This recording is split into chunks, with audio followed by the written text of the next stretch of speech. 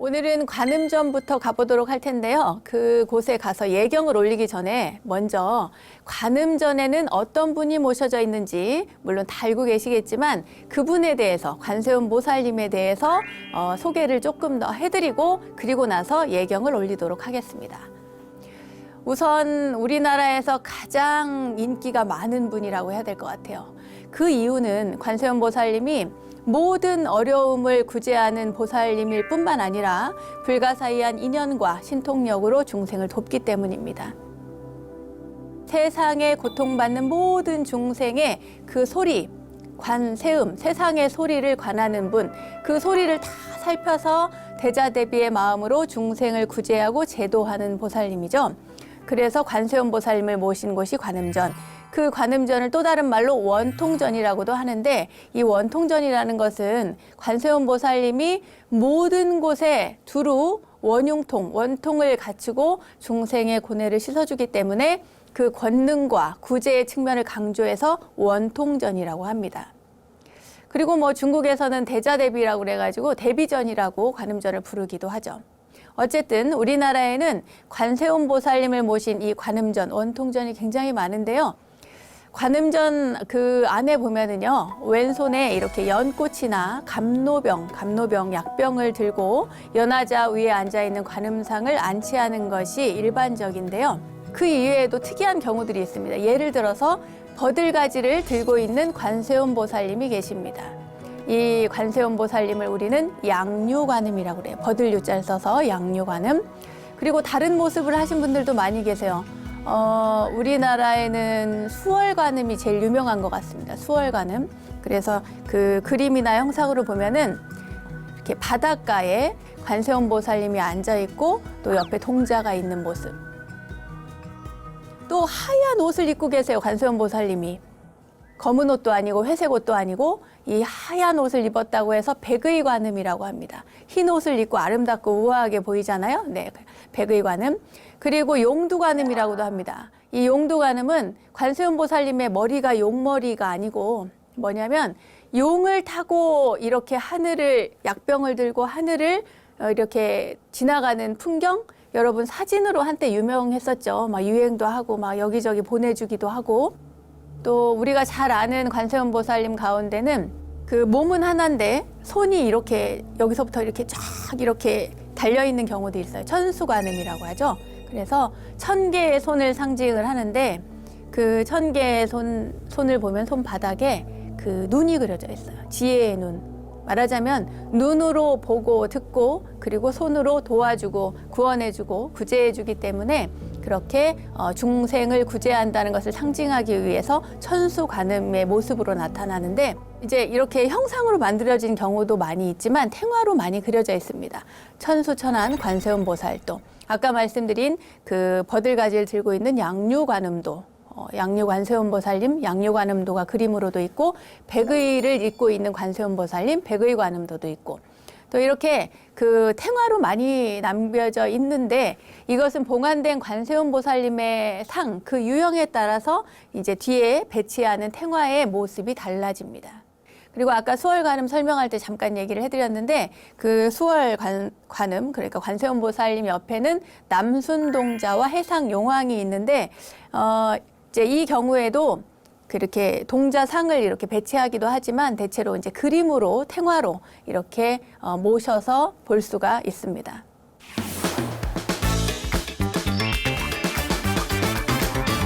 지금까지 간단하게 관세음 보살님에 대해서 소개를 해드렸는데요. 자, 그러면은 관세음 보살님께 예경을 올려보도록 할게요. 먼저 향을 올립니다. 헌향진언을 하죠. 많이 들으셨을 겁니다. 지금까지. 그래서 옴 바하라도비아홈을 아마 다 외우셨을 거예요, 여러분. 헌향진언 옴 바하라도비아홈을 3번을 하고 그 다음에 지심기명예 하면서 이제 절을 올리는 겁니다. 3번 절을 올리는데 첫 번째 절은 지심기명예 보문시연 원력홍심 대자대비 관세음보살 이렇게 절을 올리는데요. 이 뜻은 지극한 마음으로 보문에서 나투시는 깊은 원력을 지니신 대자대비 관세음보살님께 절하옵니다. 이렇게 예경을 올리는 겁니다. 우리가요 그런데 절에 가서 이렇게 정근한다고 하는데 여러분 아시는지 모르겠습니다. 이제 절에 다니시는 분은 정근이 뭔지 알 건데 모르시는 분들을 위해서 소개를 해드리자면 관세음보살님뿐만 아니라 불보살님의 명호를 이제 지극정성으로 부르는 거예요. 그걸 우리가 정근한다고 하는데 관세음보살님을 부를 때 이렇게 부릅니다. 나무, 보문, 시연, 원력, 콩심, 대자, 대비. 여기에서 관세음보살 하기도 하지만 구고, 군한, 관세음보살 이렇게 불러요. 그러니까 이제 이게 말하자면 관세음보살님을 상징하는 언어 표현이라고 보시면 됩니다. 그러니까 보문에서 나투시는 보문시연이라는 것은 보문에서 나툰다는 말인데 이 보문시연은 관세음보살님이 중생을 교화하기 위해서 근기에 따라 갖가지 모습을 나타내는데 엄청 많은 모습을 나타내거든요. 그러니까 그 많은 모습을 나타내는 곳이 얼마나 넓겠어요. 광범위하잖아요. 그것을 넓은 문, 보문이라고 표현을 한 겁니다. 그리고 시연이라고 하는 것은 보일 시자 나타날 현자예요. 보여주고 나타난다는 거예요. 그러니까 항상 관세음보살님은 수많은 형상과 모습으로 나타나는데 그 문이 그만큼 넓다. 나타나는 곳이 무한대다. 이래서 그 넓은 문을 표현하는 것이 바로 보현입니다. 보문, 시연, 원력, 콩심. 원력, 콩심은 원력이 넓은 홍자, 넓고 깊을 심자, 깊다는 뜻입니다. 원력이라고 하는 것이 우리가 왜 지식도 그렇잖아요. 많이 알면은 깊이 모른다고 하잖아요. 깊이 알면 많이 모른다고 하죠. 그런데 이 원력을 넓게도 가지고 있고 깊게도 가지고 있는 그 깊고 넓은 원력이라고 표현을 한 겁니다. 그리고 대자 대비, 대자 정말 관세음보살님은 이거 뭐 제가 설명 안 해도 대자 대비하신 분, 자비의 마음, 누군가를 애틋하게 사랑하고 어여삐 여기시는 것뿐만 아니라 누군가의 눈물을 함께 흘려줄 수 있는 분, 누군가의 슬픔을 함께 슬퍼해 줄 수 있는 분, 그분이 바로 관세음보살님이십니다. 지극한 마음으로 보문에서 나투시는 깊은 원력진이신 대자대비 관세음보살님께 절하옵니다. 이것이 첫 번째 절입니다. 그 다음 두 번째 절은요. 지심기명내 심성구고 응제중생 대자대비 관세음보살입니다. 이게 무슨 뜻이냐면 지극한 마음으로 중생들의 소리를 따라 온갖 고통 건지시는 대자대비 관세음보살님께 절하옵니다 라는 뜻이에요. 말하자면 찾을 심자, 소리 성자거든요. 그러니까 이제 관세음보살님은 세상의 소리를 듣고 그리고 그것을 관해서 보고 그곳을 찾아가는 분이잖아요. 그러니까 소리가 중요한 겁니다. 소리. 이 소리를 찾아서 가서 나를 부르는 그곳에 가서 고통받는 중생을 구제를 하는 거예요. 그래서 심성구고입니다. 심성구고. 그리고 응제중생. 말하자면 모든 중생, 모든 중생들에 응하는 거예요.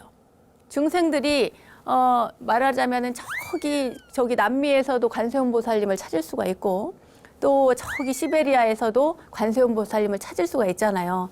그곳이 어디든지 간에 바다 태평양 한가운데일 수도 있고 저 사막 한가운데일 수도 있고 그 관세음보살님을 찾는 그 중생에게 가서 응해 주시는 거예요.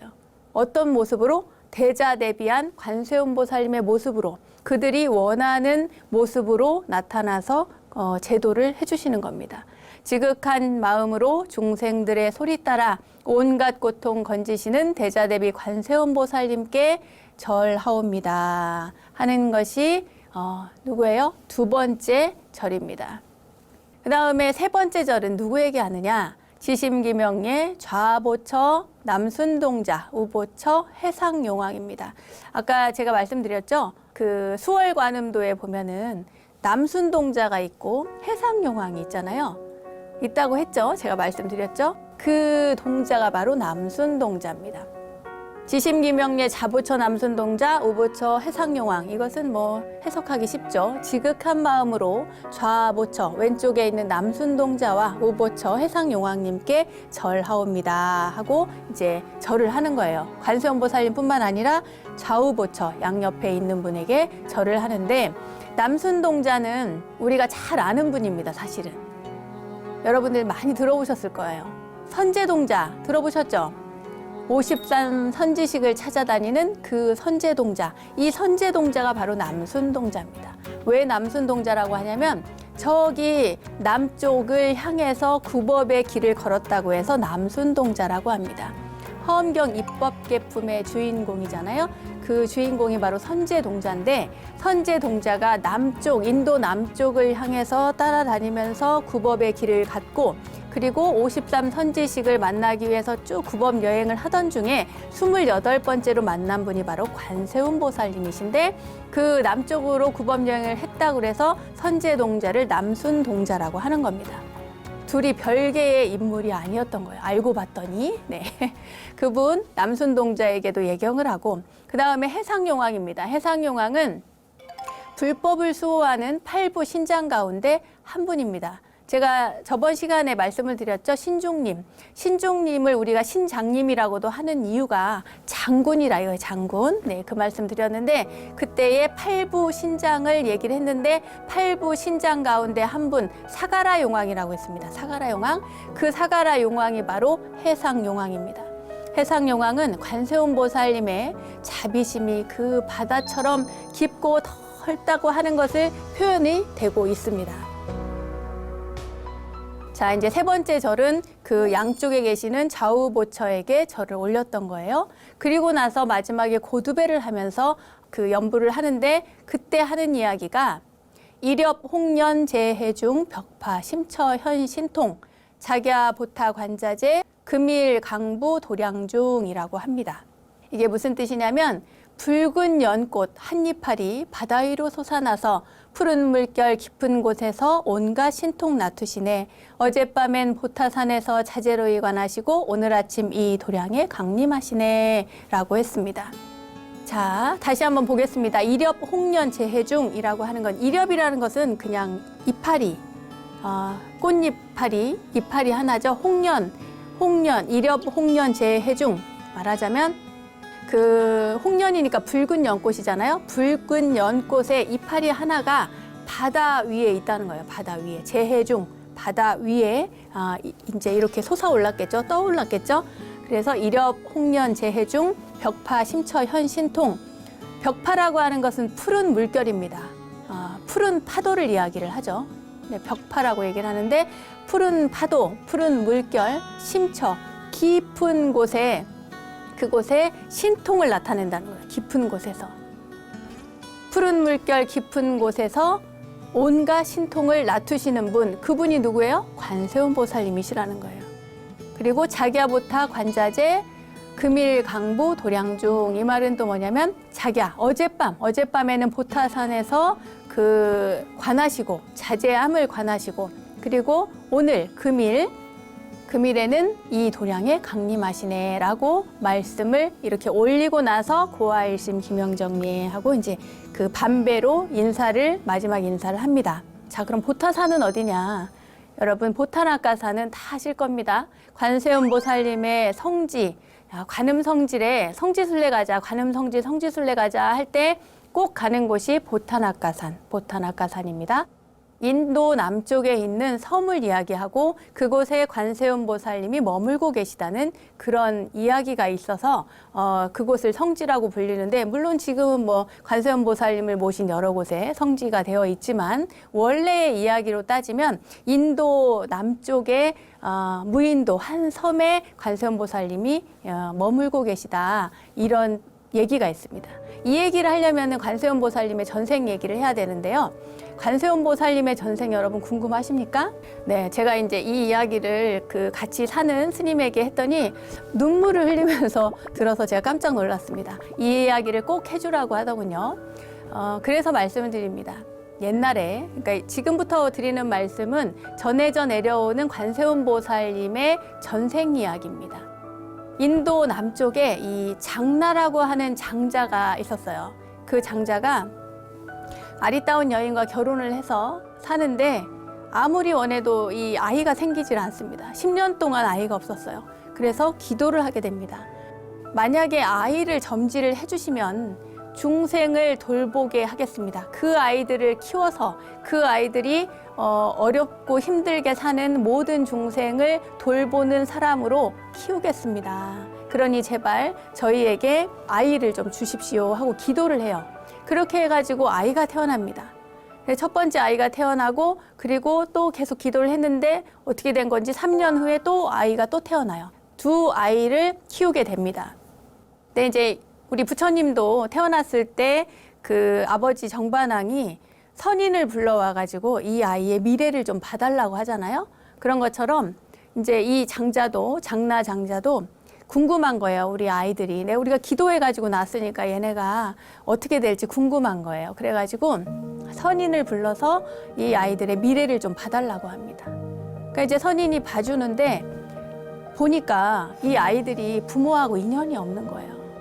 그래가지고 그럼 어떻게 하면 좋겠느냐고 이제 부모님이 얘기를 했을 거 아니에요? 그러니까 이 아이들의 이름을 바꿔주라고 하는 거예요. 이름을 새로 지어주라고 하는 거예요. 뭐라고 짓느냐면 첫째 아이는 조리라고 짓고 둘째 아이는 송리라고 짓습니다. 조리라고 하는 것은 여러분 일을 조자를 써요. 일을 조. 일찍이라는 뜻이고 리자는 여일 리자, 떠날 리자를 씁니다. 그리고 작은 아이는 송리라고 하는데 송리는 빠를 속자를 씁니다. 빠를 속자. 그러니까 조리와 송리라고 하는 말은 중생의 고통을 일찍 빨리 벗어난다 이런 의미를 담아서 지었지만 사실은 그 안에는 일찍 부모를 여인다는 의미가 담겨져 있습니다. 어쨌거나 이 이제 부모는 그 선인의 말을 믿고 조리와 송리 두 아들을 이제 정성껏 키웠어요. 아이들이 잘 자랍니다. 그런데 큰아이가 7살이 되던 해에 이 아이의 엄마가 갑자기 병이 들어서 죽게 돼요. 이제 잘 키웠는데 7살까지, 큰애가 7살 때까지 이제 너희들은 기도해서 나았고 너희들은 앞으로 살면서 어려운 사람들을 많이 도와야 돼. 자비로움을 가져야 돼. 뭐 이런 얘기를 많이 들으면서 아이들이 컸을 거 아니에요? 그런데 그렇게 이야기를 하면서 정성껏 키우던 그 어머니가 돌아가신 겁니다. 그리고 나서 이제 이 아버지가 머지않아서 이제 새어머니를 들여요. 바라문의 딸을 자기 아내로 이제 들여서 아이들이 어리니까요. 키워야 되니까. 그래서 이제 재혼을 하게 되는데 그 새어머니도 마음씨가 착해가지고 아이들을 엄청 잘 보살폈습니다. 왜냐하면 남편이 얼마나 애지중지하는지를 아니까요. 잘 키웠는데 그러다가 이제 이 장자가 어느 해 이제 갑자기 그 외국에 아주 멀리 그 장사를 하러 무역을 하러 가게 됐습니다. 장자니까요. 가서 이제 돈을 많이 벌어오겠다 이렇게 하고 이제 떠납니다. 떠나는 사이에 당신이 우리 아이들을 잘 키우라고 그래요. 그리고 이제 먼 길을 갔는데 아무리 기다려도 남편이 돌아오질 않는 거예요. 남편이 돌아오지 않습니다. 몇 달이 지나도 남편이 돌아오지 않고 1년이 지나도 남편이 돌아오지 않으니까 아내가 불안한 거예요. 불안하고 점점 집안은 가세는 기울고 형편은 어렵고 나중에는 먹거리도 걱정할 판인데 가만 보니까 내가 낳은 자식들도 아니고 아이들은 크는데 저 아이들을 내가 보살필 수도 없고 만약에 남편은 여태까지 안 오는 거 보니까 죽은 것 같고 어떻게 해야 될까. 그래서 이제 이 새어머니가 그 자기를 위한 결정을 합니다. 자기만을 위한 결정을 해요. 이제 내가 이 아이들을 버려야겠다 이렇게 생각을 합니다. 그래가지고 이 아이들을 데리고 하루는 이제 그 경치 좋은 배 타고 뱃놀이 가자고 이제 그 놀러 가자고 아이들 둘을 그 배에 태워서 그 무인도를 가는 거예요. 저기 인도 남쪽에 무인도에 가가지고 아이들을 거기다가 두고 거기서 이제 조금 있다가 다시 올게요. 놀고 있어 이렇게 하고 이제 자기는 돌아간 거예요. 그리고 이제 아이들은 거기서 이제 신나게 놀죠. 아니 뭐 섬에 처음에 가면 얼마나 즐거워요. 막 뛰어다니고 놀고 뭐 그 해안가에서 놀고 막 이랬을 건데 아무리 기다려도 새어머니가 자기들을 데리러 오지 않는 거예요. 해가 지고 다시 해가 뜨고 해가 지고 해가 뜨고 이렇게 반복되는데도 아이들이 배가 고파 죽겠는데 그 어머니가 자기들을 데리러 오지 않는다는 걸 알고 어머니가 우리를 버렸구나 이제 알게 되는 거예요. 이제 그때 큰아이 조리 그 아이가 이제 어머니를 떠올리는데 그 어머니가 눈앞에 나타나요. 이번에 그 어머니라고 말씀드리는 것은 그 새어머니가 아니라 자기를 7살 때까지 키워주셨던 그 자기를 낳아주신 생모 그 어머니인 거예요. 어머니의 모습이 이렇게 자기 눈앞에 나타나는 거예요. 그러면서 어머니가 이렇게 일러주죠. 너희들은 그래도 잘 자비롭게 그 마음을 잃지 말고 살아야 해. 그런 이야기들이 이제 환청처럼 들리는 거예요. 환상처럼 보이고. 그때 이 조리가 동생 송리를 이렇게 끌어안고, 송리도 얼마나 배가 고팠겠어요. 그러니까 조리는 그나마 형이니까 이 어려움, 배고픔, 굶주림 이런 것들을 조금이나마 억지로라도 참고 있는데, 어린 배고픈 동생은 이제 너무 불쌍하잖아요. 그래가지고 이 동생을 이렇게 끌어안고 있어요. 그러면서 그때의 어머니의 이야기들을 떠올립니다. 너희들은 앞으로 훌륭한 사람이 되어야 해 라고 이제 어려서 늘 이야기하던 그 어머니, 자비로운 사람이 되어야 돼. 너희들은 나중에 커서 어려운 사람들을 많이 도와주는 사람이 되어야 해. 이야기가 계속 들리는 거예요. 근데 이 조리가 그때 생각을 합니다. 이 생에는 저희가 그런 훌륭한 사람은 못 되지만 다음 생에 다시 태어난다면, 또는 우리가 생을 다하고 난 다음에는 진정한 보살로서 다시 태어나서 어머니가 원하시던 그렇게 훌륭한 사람이 되겠습니다. 중생을 제도하고 어려운 이웃을 보살필 줄 아는 그런 사람이 되겠습니다 하면서, 그때 그 아이가 손가락에 피를 내어서 그 피로 그 서원을 썼다는 거예요. 그 천에다가 막 이제 이렇게 옷이 있으면은 그 천에다가 그 서원을 다 써요. 얘네들이 어떻게 죽었어요? 굶어 죽잖아요. 굶어 죽으니까 그때 그 배고프고 굶주린 사람들이 자기들을 부르면 그들을 위해서 관세음을 부르면 그 소리를 듣고 찾아가서 그들을 구해주겠다고 하는 서원을 씁니다. 그리고 바다잖아요, 바닷가. 외롭고 고립된 그 무인도에서 애들이 죽어가니까 바다에는 뭐 그 태풍도 치고 무섭잖아요, 파도가. 이 바다에서 배가 전복될 위기에 있을 때, 태풍을 만나서 그 전복될 위기에 있을 때, 그때 관세음 보살을 부르면 그때 내가 가서 그 배가 전복되지 않도록 그들을 구원해 주겠다, 이런 서원을 또 씁니다. 그래가지고 여러분, 이런 이야기들이 나와요. 어디 잘 나오냐면 관세음 보살 보문품에, 법화경 관세음 보살 보문품에 보면은 뭐 그 배가 조난 당할 경우에 그때 관세음 보살님을 부르면 관세음 보살님이 나타나서 우리들을 구원해주고, 높은 벼랑에서 떨어질 때 그때 그 관세음 보살님을 부르면 관세음 보살님이 구해주고, 그리고 또 뭐 도적을 만났을 때 그때 관세음 보살님을 부르면 관세음 보살님이 도와주고, 이 모든 이야기들 스토리의 그 서원이 바로 이 아이들, 죽어가던 아이들이 그렇게 써가지고 서원을 한 거예요. 그때의 그러한 서원들을 다 세우고, 그리고 동생에게 우리는 이렇게 생을 마치지만 어머니께서 우리들에게 기대하고 어머니께서 바라시던 그런 사람이 우리가 되어야 돼. 동생과 함께 서원을 세우고 그 아이들이 거기에서 죽습니다. 그때의 조리와 송리가 바로 관세음 보살님이고 대세지 보살님이신 거예요. 그래서 두 분은 늘 함께 다니고, 그리고 이제 아미타 부처님의 좌우 보처로서 항상 함께하고 계신 겁니다. 아무튼 이 이야기의 끝은 어떻게 되느냐 하면요, 이 아이들이 여기에서 그 어머니가 바라던 그런 훌륭한 보살로서의 삶을 서원하면서 끝나는데, 그때 아버지가 그 무역을 하고 장사를 하고 이제 큰 돈을 벌어가지고 돌아오게 됩니다, 집으로. 집에 돌아와 보니까 이제 아이들은 없고, 아내는 이제 말하자면 뭐 아이들을 버린 엄마니까요, 면목이 없겠죠. 그래가지고 그 이야기를 듣고는 남편이 엄청 화가 나서 그 아내를 내쫓고, 그리고 그 아이들을 버렸다는 그 섬으로 오게 됩니다. 찾아서 오게 되는데, 보타나카산에 와 보니까 아이들은 이미 싸늘하게 죽음으로 발견이 됐죠. 그래가지고 그 아이들을 장례를 잘 치러줬다는 이야기가 이 스토리의 끝입니다.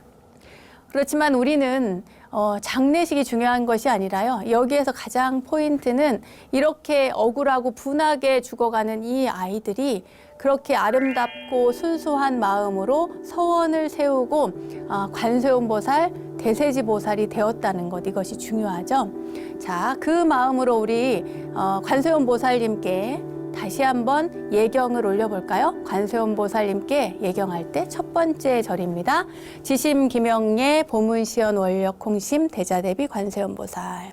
지극한 마음으로 보문에서 나투시는 깊은 원력 지니신 대자대비 관세음 보살님께 절하옵니다. 지심기명내 심성구공제 중생 대자대비 관세음 보살. 지극한 마음으로 중생들의 소리 따라 온갖 고통 건지시는 대자대비 관세음 보살님께 절하옵니다.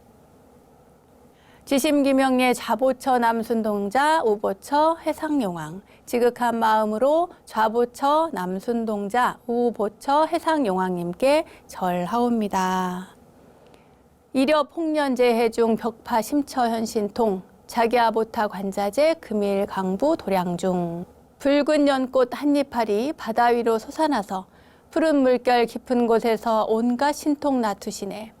어젯밤엔 보타산에서 자재로 이관하시고 오늘 아침 이 도량에 강림하시네. 고아일심 김영정예. 저희 이제 일심으로 절하옵니다. 네, 여기까지가 바로 관음전에서 올리는 관세음 보살님께 올리는 예경입니다.